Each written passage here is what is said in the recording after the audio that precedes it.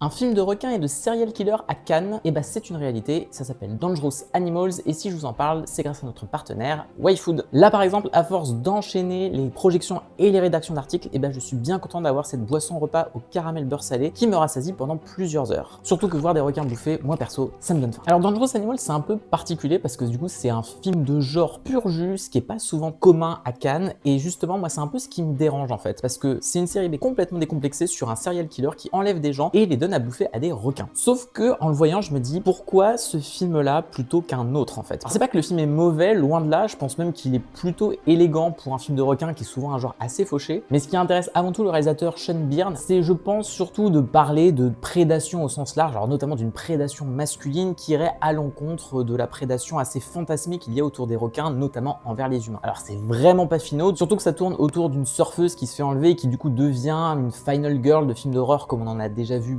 beaucoup par le passé. Et en fait, ça a un peu, je trouve, ce truc bâtard d'être le film de genre comme on peut en voir à Cannes parfois, c'est-à-dire un truc pas vraiment extrême, mais assez rigolo, mais ça casse pas non plus trois pattes à un canard. Et n'oubliez pas pour YFood, grâce au code promo écran large-cannes, vous pouvez avoir moins 10% de réduction sur tout le site de YFood.